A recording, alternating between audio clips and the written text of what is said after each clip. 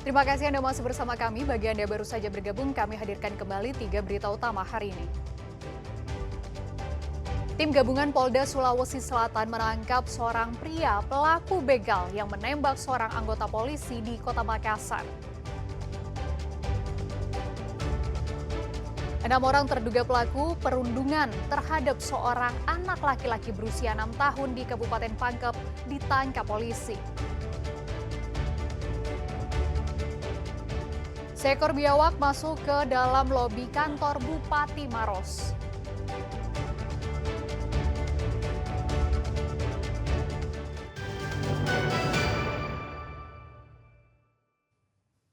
Tim gabungan Polda Sulawesi Selatan menangkap seorang pria pelaku begal yang menembak seorang anggota polisi di Kota Makassar. Pelaku diringkus di Kabupaten Goa saat bersembunyi dari kejaran polisi.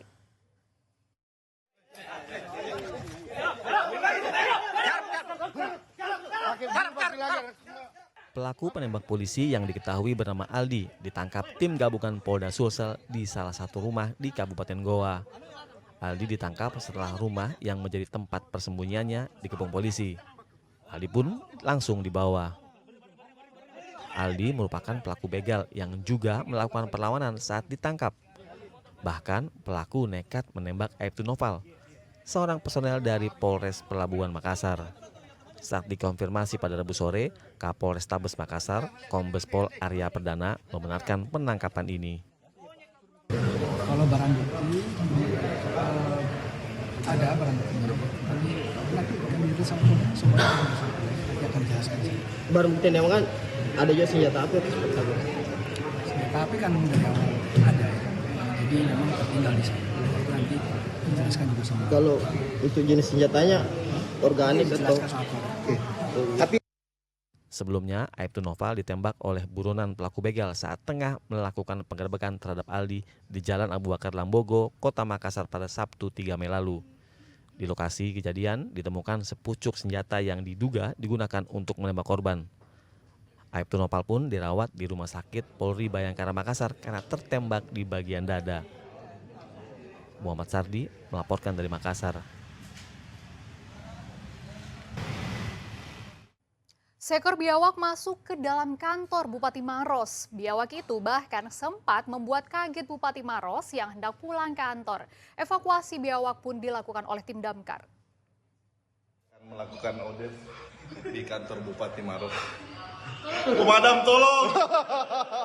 Seekor biawak ini tertangkap kamera berada di lobi kantor Bupati Maros pada Rabu sore lalu. Reptil berukuran 1 meter ini sempat membuat heboh para pegawai. Bahkan Bupati Maros, Haidir Sam, sempat terkejut ketika hendak pulang ke rumah. Ini karena sang biawak menghalanginya untuk keluar gedung.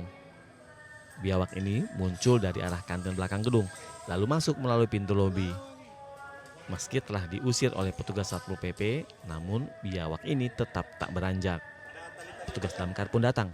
Biawak dievakuasi. Apa yang diamankan ini? Seekor biawak, Pak.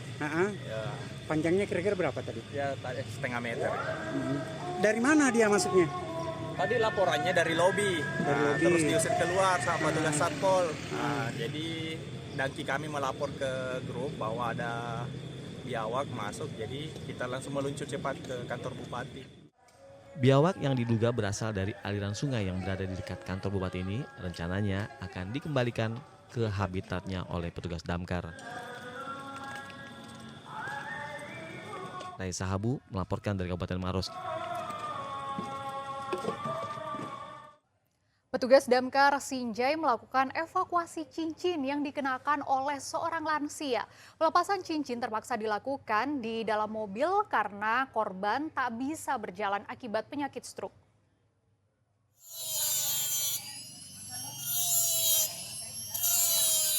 Seorang wanita berusia 70 tahun, warga Kecamatan Bulu Podo, Kabupaten Sinjai, Rabu sore langsung mendatangi markas pemadam kebakaran Sinjai.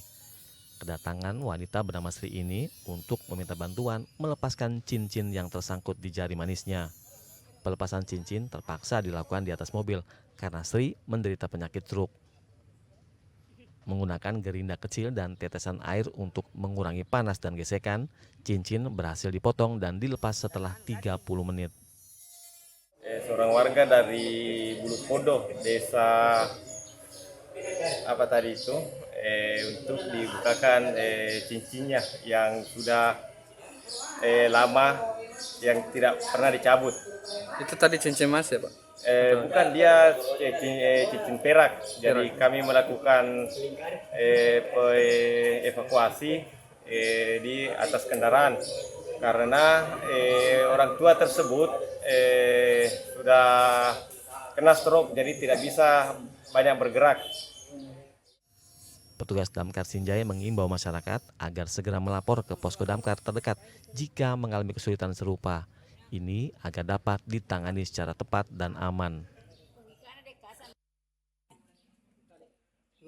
Muhammad Sardi melaporkan dari Kabupaten Sinjai.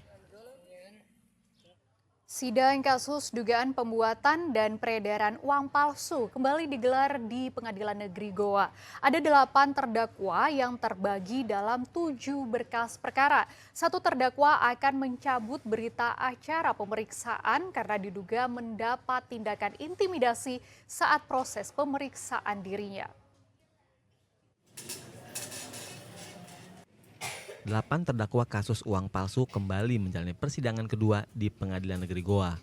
Sidang yang dipimpin Hakim Ketua Dian Marta Budi Nugraini dimulai dengan mendengarkan eksepsi kuasa hukum terdakwa atas nama Syahruna. Dalam eksepsinya, kuasa hukum terdakwa menyatakan ingin mencabut berita acara pemeriksaan atau menyangkal keterangan penyidikan. Ini dirasa keterangan dalam BAP tidak sesuai dengan fakta, serta memberikan keterangan tanpa didampingi penasihat hukum dan juga dalam tekanan. Dan terdakwa Syahruna menurut pengakuannya berada dalam tekanan dan dipaksa untuk mengakui hal tersebut dengan cara disiksa, sehingga terdakwa Muhammad Syahruna akan mencabut keterangan yang diuraikan tersebut dalam BAP dan keberatan atas dakwaan jaksa penuntut umum.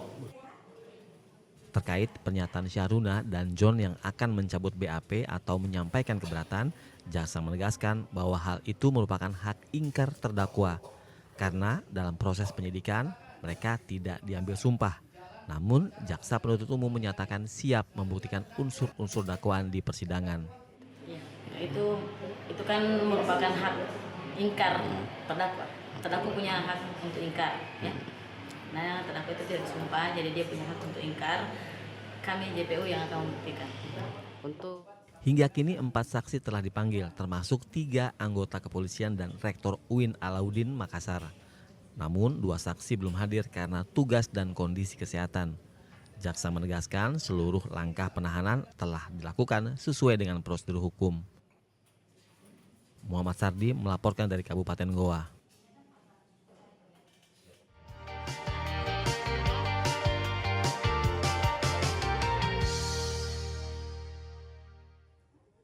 Informasi tadi mengakhiri jumpa kita. Atas nama rekan bertugas, saya Fri Merina mengucapkan terima kasih atas kebersamaan Anda. Selamat beraktivitas dan sampai jumpa.